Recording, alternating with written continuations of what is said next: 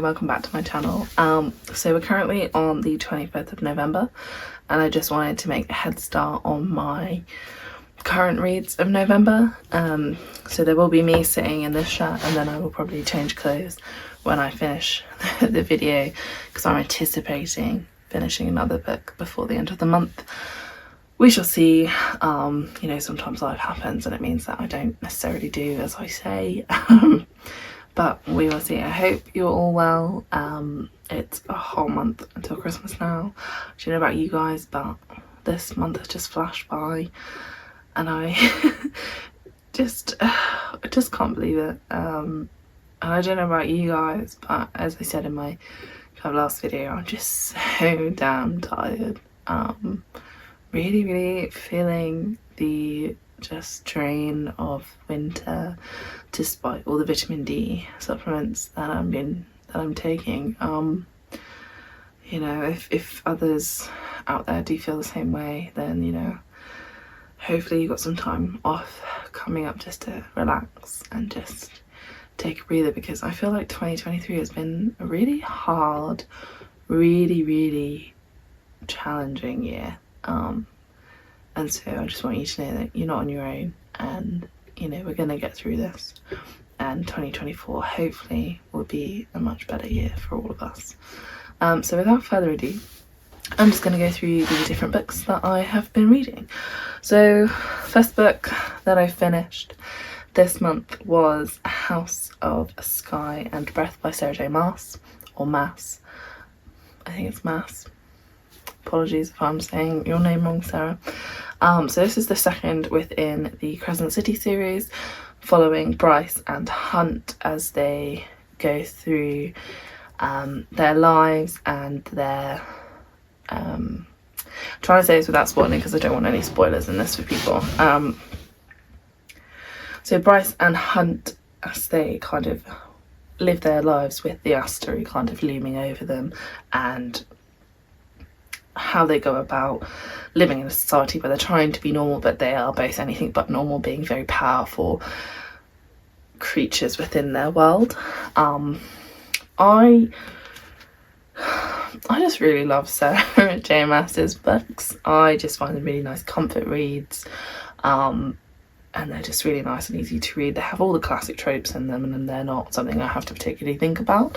I do think the Crescent City series is probably like my lowest ranking series of hers. I'm a Tog girly through and through, and I absolutely love Aelin and Rowan and everyone else. And obviously I then would rank ACOTAR, and then I would rank Crescent City. The main reason that I'm reading Crescent City is because of some rumours about some Easter eggs. Those of you who have read this book will know exactly what I'm talking about at the end of this novel and who's involved at the end of this novel, and that's why I've read the Crescent City novels, because I was like, well, can't miss out on this kind of content. But I did really thoroughly enjoy it. I really like the use of the mythologies within the novels. I think the only thing for me is just the sheer amount of sex scenes. Like I'm here for good smut, but I just felt that there was too much smut. Like this book, I don't know why I turned it that way, could have been so much shorter if there was just less sex in it. Let me know your thoughts on this book, but this is my first book of November. Somehow managed to storm through it, and now waiting until the end of January for the next installment. Those of you who finished this in the year that it came out, I don't know how you're still coping with not having this. You have my condolences. Stay strong. Not long left now, guys. We got this. And then my next novel. So my reading habits, I tend to read a fantasy novel and then I will read a romance novel as kind of a palate cleanser. So I will read something a little bit like easier, less that I have to think about. And so I've had this book in my TB Read trolley for probably like a year now, and I just thought, you know what, it looks really wholesome, I'll pick it up, see what it's about. It didn't actually disappoint. I gave this 3 stars, so quite similar to the book before, but I just really enjoyed it. It was really hopeful and lovely, and it was different as well for me. It wasn't your stereotypical romance novel. It had essences that were quite different in it. So essentially, Hope loses her husband. She fears her happiest days are behind her. With her only connection to London broken, she moves home to York to be near her family and to begin to build a new life. Taking a job at the antique shop she has always admired, she finds herself crossing paths with two very different men. Will, who's recently become the guardian to his niece after the tragic death of her parents, and Kieran, who she enlists to help solve the mystery of an Egyptian antique. Two men who represent two different happy endings. I don't know how to... If I say any more, it will spoil the novel for you. But if you're looking for something light-hearted, and despite what the blurb says, light-hearted and just about a woman kind of reconnecting with love after losing the love of her life, then this book's for you. I really, really enjoyed it, and given some personal circumstances at the moment, I needed just kind of a little ray of sunshine. So really, really enjoyed this one. I got on the hype train with Tomorrow and Tomorrow and Tomorrow by Gabrielle Zevin. I know I am late. so late. So late it's paperback. That's how late I am. But I'm gonna be controversial here. Again, 3 stars. I was tempted to give it 2. Where do I even start? I loved her writing. Her writing is beautiful and picturesque, but I just didn't get into it. I found one of the characters, so I'll read you the blurb first, but when Sam catches sight of Sadie at a crowded train station one winter morning, he is catapulted back to the brief time they spent playing together as children. Their unique spark is instantly reignited. What comes next is a story of friendship and rivalry, fame and creativity, betrayal and tragedy, perfect worlds and imperfect ones, and ultimately our need to connect, to be loved, and to love. The premise of it was really good, and I think the thing that drew me to it was that I'm a huge fan of Normal People. And so I was like, oh, you know, this sounds like kind of the same vein as Normal People, but just not a romance. And I thought, oh, it'd be really nice to read. It was really nice to read. I did read it very quickly. But I just found one of the characters, Sam, to be utterly despicable. He was just awful. I really didn't like him. He was manipulative and just not a nice person. Really just didn't get on with him. Really didn't like who he was as a person. And yeah, just really didn't like him. Sadie was alright, but again had qualities that I just didn't enjoy. And then the entirety of the book just seemed to be a miscommunication trope where neither of them could talk to one another, and that led to confusion.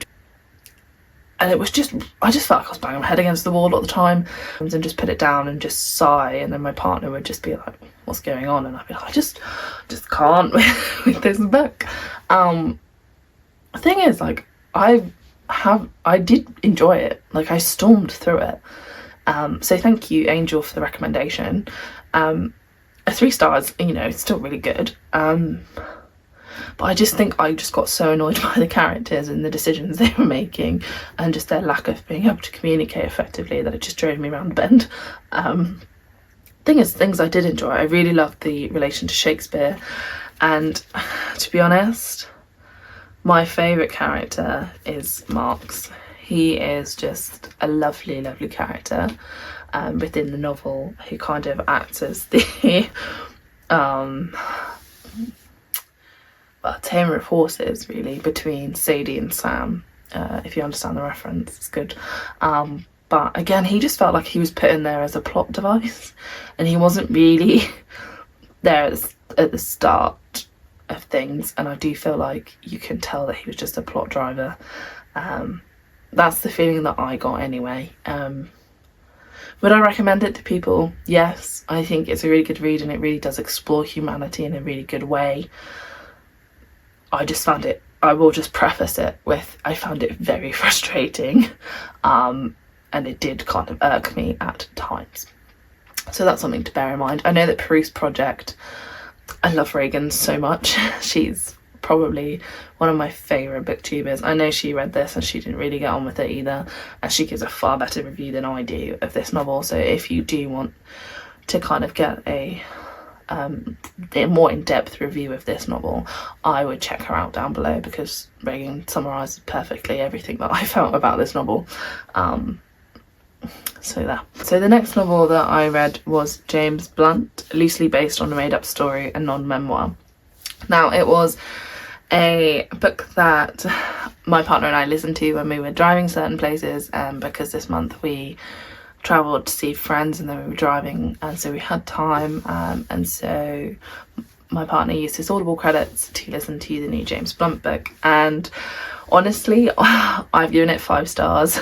It was the wildest ride ever. So the blurb literally says, this book is inspired by true events, but it's not a biography. The truth is, my truth is not the truth, and that's as honest as I can be. It's partially true rather than painfully true, and I have possibly been economical with the truth, Your Honour. Basically, I made this shit up. Now, I'm someone who actually likes James Blunt as a musician. I think he's really funny and really humble, and I just think his life story is really interesting, and so naturally we were both drawn to hear his side of the story.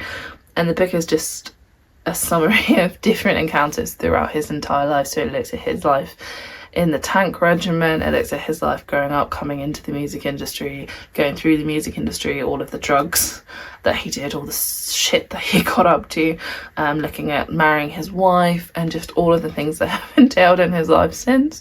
And it's just, I would highly recommend listening to this novel. It's a lot of fun and he does not hold back, and just some of the stuff that he's gotten up to, my partner and I have found that he would say something, be like, no, it can't get more batshit crazy than this, and then it would just get even more crazy. Just, I genuinely can't get over what this man's gotten up to in his life. And I know that he says that it's, you know, inspired by true events, but not all of them are true. But yeah, just, it's a wild ride and thoroughly enjoyable in my opinion. So I would highly recommend listening to this book on Audible, or just reading it if that's something that you would prefer. Next book, Ariadne. Again, another 3-star review. I listened to this on Spotify, as I'm lucky enough to have the audiobooks on Spotify, and I read it as well. A lovely charity shop find from the British Heart Store. Very grateful to have found it. I haven't actually read any Greek retellings before, so this was like my first dip into the waters. Ariadne's a bit of a wet wipe. It's essentially kind of the overarching theme that I got from it. It's meant to be a feminist retelling by Jennifer Saint. I keep forgetting to say who they're by, but I just didn't really feel that she was really pushing for it. And I know there's not really a lot that Jennifer could do, because obviously the mythology's already been portrayed by the Greeks. I believe it's the Iliad that Ariadne turns up in. If I'm wrong, I'm so sorry. If you do actually want a really good kind of lesson in the mythology itself, then I'd highly recommend Monique. I think that's how you say her channel's name. I will link her down below, but she's absolutely incredible, because after reading this I sought her out to try and understand the Greek myth a little bit better, and then from seeking out her channel I actually found out that there's loads of Easter eggs in here about the Greek mythology, and then I went back through and kind of looked at it, and it is actually really, really nice in terms of Easter eggs. And I did like the alternative views that were in it, in terms of Phaedra, so her sister, and Ariadne herself. I did also enjoy that Theseus is not this big handsome hero that we all love. Like, he's actually just an asshole, which is a really kind of refreshing perspective of the story. So if you're looking for something refreshing, I found this was a really good book to dip your toe into the Greek mythology retelling atmosphere that's currently going on. I definitely think I'll be venturing out and looking at other books within that realm. I'm quite keen to look at Persephone and Hades. I know that's a really big fandom out there who loves those retellings, so I definitely think this has kickstarted my love of Greek retellings, and I will be delving into them further.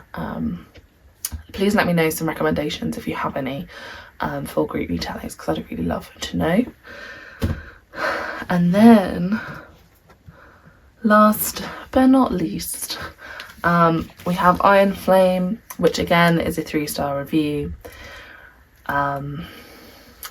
For a second novel, I was disappointed, I'll be honest with you. I didn't really think it was as good as the first one. I do have an in-depth review on my channel already, which I will link down below. I just felt that there was a lot of problematic characters in this novel, and they were just a little bit grating, and a lot of the plot points were a little bit weird, and didn't really need to be plot points. So that's just kind of something to bear in mind. Will I be reading the 3rd book when it comes out? Yes, this is my comfort series. I love dragons. They are my hyper-focus. I will be on it when the next one comes out, because I am curious about what will happen next. And that's the thing that Rebecca does so well. She keeps you hooked in. She keeps you loving the characters, loving the dragons, and wanting to know more and wanting to know what will happen. And so I will be tuning in to see what happens next. So that's the end of this part. I will probably see you in, well, 5 days until the end of November, and then I will catch up with you when I've hopefully finished reading 6 of Crows by Leah Bardugo. But that's all for now, so I'll see you in a little bit, guys. Hi, hello. So I just a little future Hannah add-on. I didn't actually make it and finish 6 of Crows. Unfortunately, I'm 100 pages off the end. Be sure to stick around and you'll see my December read to follow along with. I can't believe it's now, you know, it's now less than a month until Christmas, which is crazy. But stick around, hopefully there'll be a December to be read list up soon. I'm currently reading, obviously, finishing 6 of Crows, and I've just started the audiobook of A Good Girl's Guide to Murder by Holly Jackson, so we're off to a really good start already. Thank you guys, take care.